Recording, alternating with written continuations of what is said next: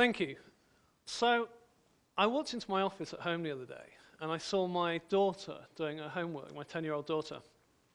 And I spotted a calculator on the desk, but she wasn't using the calculator to work out the answers to the questions. She was using the calculator to check her answers that she'd worked out in a more traditional way. And I found this really interesting because when I was at school, it was around the time that these kind of pocket calculators became really popular, and they found their way into the classroom. Not because the teachers had decided to bring them, but because the technology had become affordable, and so the children were bringing them into the classroom. And this caused an issue, really, for the teachers, because the calculator could get in the way of that basic learning that needed to happen. And also, calculators can be really distracting. And I don't know if you're aware of this, but if you type in certain numbers in a certain order and turn the calculator upside down, you are aware. Yeah? That still amuses children even today. Okay, and so I guess faced with this challenge, the teachers had a couple of options. One was to say, okay, well, let's not allow them in the classroom, let's ban them. And that was kind of a comforting place to be. That was a nice, safe place. People understood that position. Alternatively, though, some teachers said, well, actually, let's recognize the limitations of that technology, and let's educate our children accordingly, but then let's kind of look to see what else we can do. Maybe we can find some other way in which we can use this, and maybe get to a different place. And thankfully, that was the argument that prevailed. Now, I don't think that's terribly different from where we are today, although obviously the technology has moved on significantly. So I look at what I used to take to class when I was at law school, and it's very different to what my students are bringing now. So invariably, I find my students will have either a laptop, maybe a tablet, or some kind of smartphone. And again, it finds its way into the classroom, not because my university decided that it was going to be there, but because the students are bringing it. But again, the same issues come about that my teachers faced, because of course, this technology can get in the way of the learning. We've already heard today how taking notes using a laptop is it's not as effective for the learning as it is to actually take handwritten notes. Who's going to listen to me lecture for a long time, and then they're going to, try and synthesize that information, identify the salient points to then note down, if they think they can just press a button on their device and get the same thing? And then, of course, there's all the distractions. Okay, if we think the calculator's distracting, what about Facebook and Twitter and direct messaging? When I was at law school, if you wanted to get a message to somebody, you had to write it down on a piece of paper and pass it to the person next to you, and fingers crossed it would get there. It might get knocked off the desk on the way.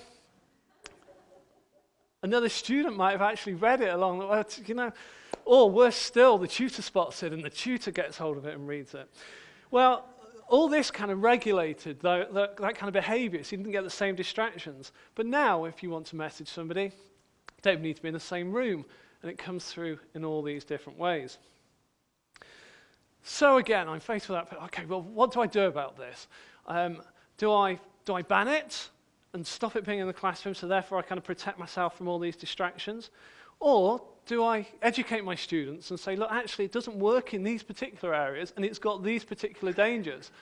But actually, it's also got a range of other opportunities that it presents. And I tend to advocate that second approach. And the reason for that is that I believe strongly that by using the technology, I can enrich the student academic experience, I can increase engagement, and actually that can have a positive impact on student outcomes.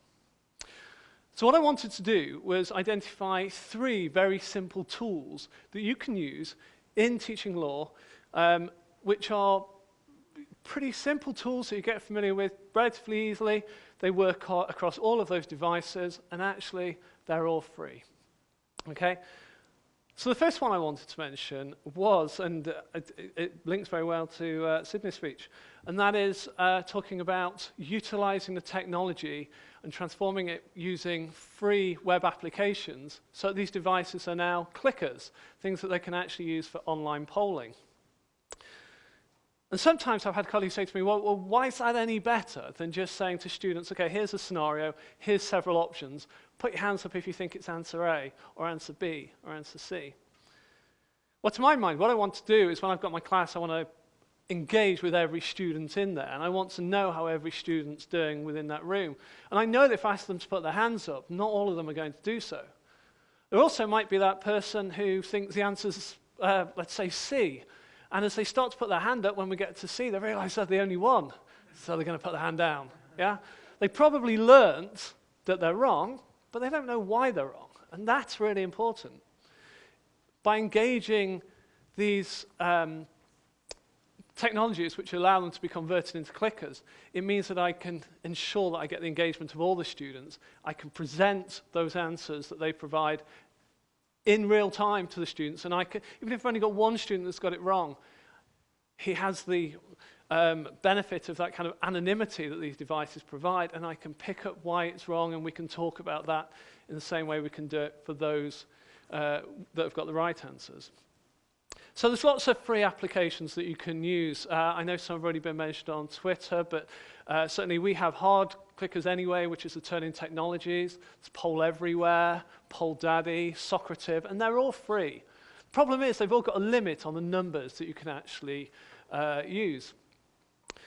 And sometimes, the way that our course delivery is at Nottingham Law School is we have large lectures followed by seminars and tutorials.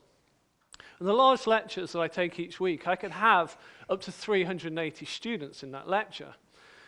How do I engage with that number of students? Well, actually, I discovered that you can use Google Forms in much the same way. So I create a series of Google Forms ahead of my lecture, and throughout my lecture, I drop them in periodically to make sure the students are engaged and to make sure the students are with me. And I send links out on Twitter as well at the same time, and so it's just a simple click through Twitter to find the Google form. And I present those answers again on the big screens behind me in the lecture hall. And this is, I mean, sometimes, it's already been mentioned, but they don't have to be just very simple questions testing knowledge. I actually have some more complicated things where I'm looking at application of that knowledge as well. What's really exciting, and what's, I think, a really positive thing from my perspective as well, is the answers that I get actually inform the direction of the lecture. So rather than it be, this is how it's going to be, come what may, the student responses inform what I lecture and how I lecture it. That's hugely exciting to me, because it's turned these lectures from the one-way stream of information from the so-called sage on the stage to a genuinely interactive, dynamic, and much more engaging experience, not just for them, but also for me as well. So that's one thing, okay? The second thing I want to mention is another free web application that you can use for, again, on laptops and on smartphones and on tablets. And that's a little web application called Padlet. Now, Padlet enables you to create a virtual wall, which you can kind of tweak and design how you want to design it. And it allows you to enter text, images, video, links, Word documents, all on this wall. And you can invite students also to work on the wall with you. Okay? You can moderate it. If you're worried that students might put something on the wall that you don't really want them to put on the wall, you can moderate it. So until you say it's okay, it doesn't go live. And as the students alter the wall, it changes in front of everybody's eyes who's looking at that time. You can set up links to it. You can do it by a QR code. It's a really useful piece of technology, and again, it's free. In a flipped class, you could put your videos up there in advance and ask the students to put some comments around them, perhaps linking to self-test questions. The way that I like to use it is a way to collaborate with my students in a problem-based scenario situation, whereby I put the problem-based question up on the Padlet, and I encourage the students to put their thoughts around that problem, i.e. what law they would use and how they would apply that law and what conclusions they're reaching. And then, together, we can look at that Padlet and we can say, right, okay, let's talk about the relative strengths and weaknesses of some of those arguments. And then we actually drag things around so we actually get a structured answer to the question. And then I can shut it down so nobody else can edit it, and the students have got a resource that they can access as a consolidation piece of material. So Padlet is the second one I wanted to mention. The third one is the one which is often the most distracting, if not used in the right way, so I thought I'd try and tackle that head on, and that's Twitter. Okay, I'm a big fan of Twitter. And I thought, well, how can I use Twitter? The students are obviously very keen on Twitter. How can I use it and embrace it? And what I decided was I was spending a lot of time answering questions by email from students about specific areas of my particular discipline, which is European Union law. And every time I answered one of these questions, it went back to that one student. And then I'd probably get asked the same question the day after or whatever. And I thought, well, this isn't really a very efficient use of my time.